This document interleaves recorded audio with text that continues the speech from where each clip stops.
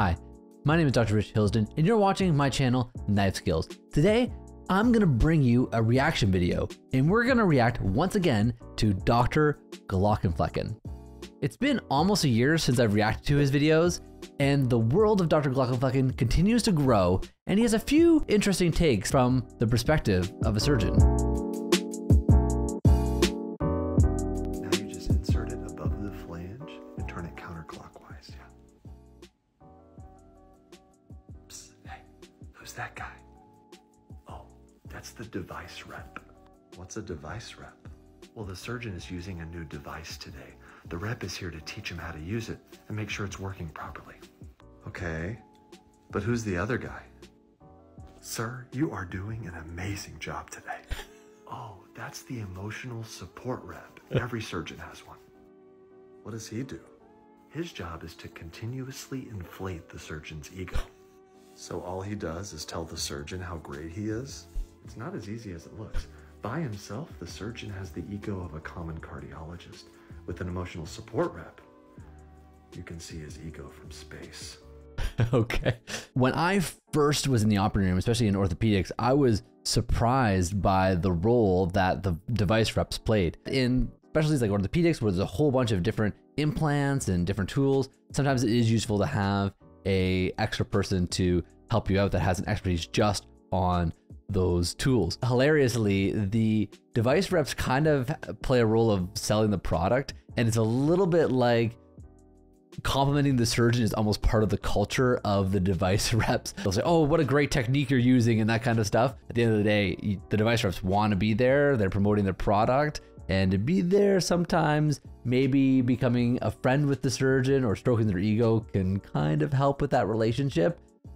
In general surgery, that's not really very common. Certainly in trauma surgery, it's not present at all. There's no device reps. Really? Yeah, the International Space Station uses it to navigate. Sir, when did you know you'd be a gifted surgeon? Was it kindergarten or before that? I really gotta stop blinking. I'm missing all the best parts. You're operating too fast. I don't have enough time to compliment you.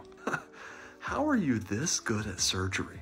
Okay, and he's also wearing this Stryker hat, which is one of the more common companies that produce both implant products as well as for general surgery. They produce a lot of our imaging equipment. I can't wait till Hollywood makes a biopic out of your career. Just hope Brad Pitt's available. And we are done. Oh, great job, sir. I love you. Okay, well, let's do another one.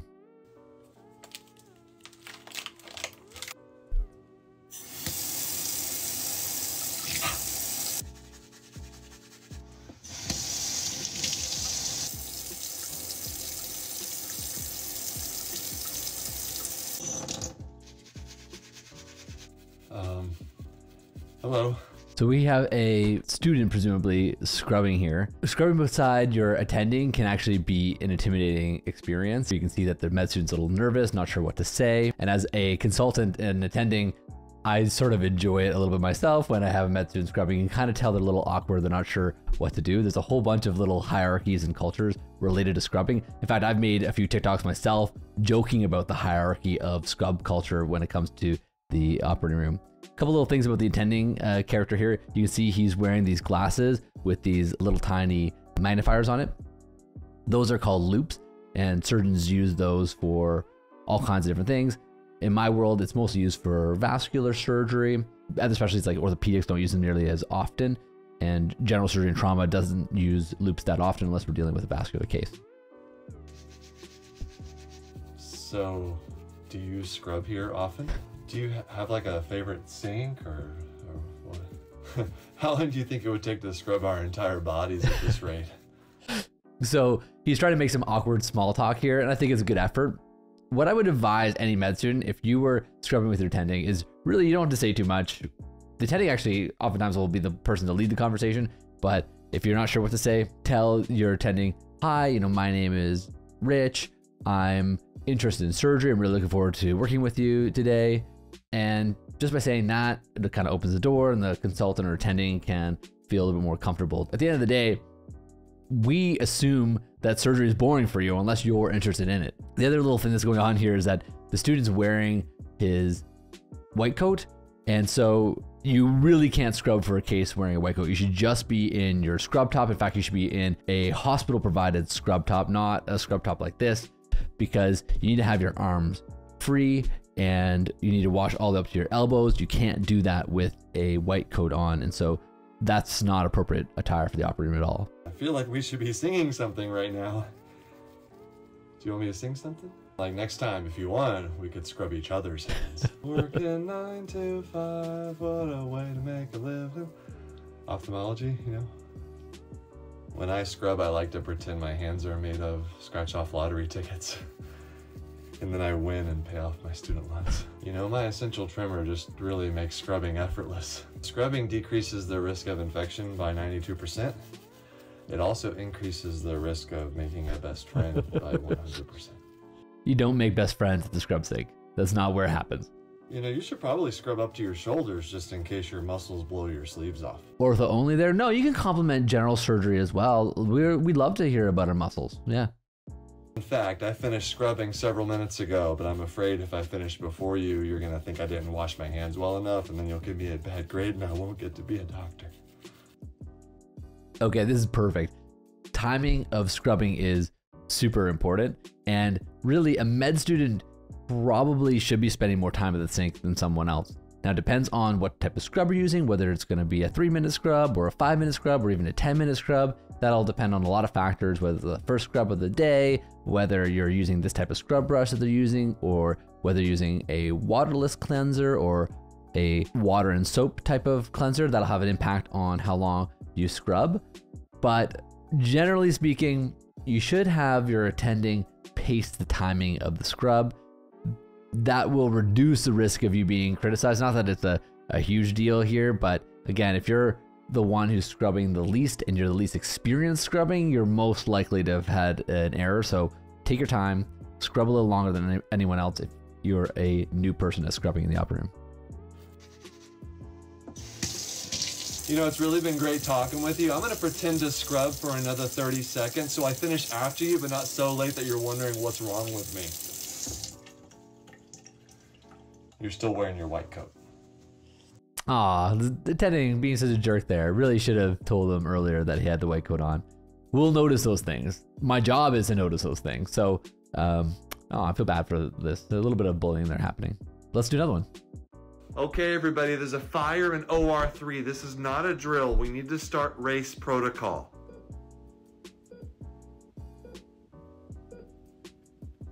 The fire safety acronym, RACE? So a fire in the operating room is an uncommon event, but is one of the most dangerous and serious things that could happen. Because we're dealing with compressed oxygen, the chances of the fire getting out of control or exploding is a really serious concern. Add to the fact that the patients are under an anesthesia, inhaling those compressed gases. There are a bunch of issues when it comes to a fire in the operating room that is a very serious concern. So if someone were to come in and tell us that there's an operating room fire, even in an adjacent OR, we'd be taking that situation very, very seriously. What? Rescue, alarm, contain, evacuate. Did none of you complete your fire safety modules? Well, I just kept retaking the test until I got the answers right. I paid a med student to do mine for me. Oh, good idea. This is why we do the modules, so you know what to do when there's an actual fire. What's the first thing again? It's R. Oh yeah. What does that mean again? Rescue. R stands for rescue. What, like ourselves? No, that's evacuate. That's the E. We get saved last. Well, that... So they're talking about using these fire safety modules. I think every hospital has them. Probably every business has them. Maybe this isn't that funny for someone who works in another corporation or organization where they have training modules online that they have to do. But a big part of privileging in the hospital is you got to get your modules done. We got to do them every year. And I would say that some of my colleagues maybe aren't the best at doing them. They might have possibly had their family members take them or their assistants do the modules. That's really not how it's supposed to be. You're really supposed to do them so you know what's going on. But I also wonder if that type of training is really that helpful, especially in a situation as serious as a fire in the operating room. That doesn't seem fair. No, R means we rescue anybody in immediate danger. Well, are we in immediate danger? Oh yeah, for sure. Whoa, what do you mean? Yeah, we keep highly flammable gases everywhere. This place is a death trap. That is not true. Why would Gaspro lie to us? This surgery center is designed to contain the fire to one room. C. What? Contain. Fire safety. You skipped A, bro. Wait, why even have C in the acronym if it's already done? Bro, it needs to spell a word, otherwise no one's gonna remember it. But it's already a word and you didn't remember it. I bet the med student who did my fire safety module for me remembers it. Alright, just skip to the E. Everyone evacuate. I'm still operating, nurse bro. Yeah, you need to stop. We gotta get out of here. What's the problem? Is stop operating part of the fire safety plan? Well, you have two choices, Ortho. You can stop operating, or you can burn to death. I don't know. So Ortho's having a hard time making the choice of stopping operating or burning to death. The truth is, when there's an emergency in the middle of a case, it's actually a real problem. We're dealing with a life-threatening emergency the moment we cut skin. We can't just simply stop. We have to actually finish the entire operation or the patient won't survive. There are ways to abbreviate operation. Sometimes we'll use the term damage control for an abbreviated operation, but it's not so simple to just stop operating. Let's do another video. And we are all done. Nurse, let's get the next patient ready. Okay, we'll need about 20 minutes for turnover. What? Yes, 20 minutes. Are you sure? Yes, we'll call you when we're ready. Thus began the longest 20 minutes of my life. What would I do? Who would I operate on? How could this be happening to me, the most important person in the hospital? I passed the time by dictating notes and yelling at residents for no reason in particular. But even after all that, only 4 minutes had gone by. I tried to motivate the OR staff to work faster by staring at them with my arms crossed. I even let out a heavy sigh to express my displeasure. I'm gonna admit, I feel seen here. The OR turnover is probably one of the hardest times for us as surgeons. We're really not sure what to do. We could take a break and have coffee and maybe do some other tasks, but it's hard to get a task going when you only have 20 minutes and you have to get back in the operating room at that point in time. And of course, you're never feeling like it's going fast enough because, at least in my hospital, if the OR day goes late in any way, we get a report or a penalty. And a lot of the times that happen in the operating room really have nothing to do with you. The turnover, the cleaning of the operating room, the anesthetic time are really out of the control of the surgeon. And so you feel during this period of time powerless. The day is totally out of your hands. You want to grab a mop? But nothing worked. I wandered the halls watching other surgeons operate, telling people what to do, asking for instruments they didn't really need, giving condescending glances to anesthesia, living my dream. Peering through the window, I frowned disapprovingly at my own OR staff. It only seemed to make things worse. Finally, I collapsed onto the sofa in the surgeon lounge, unable to muster the energy to eat the free snacks. I was joined by other surgeons, each of them despondent, the scourge of turnover time sucking out their soul like a dementor's kiss. So many questions running through my mind. Would I ever operate again? Should I help with turnover? Am I the drama?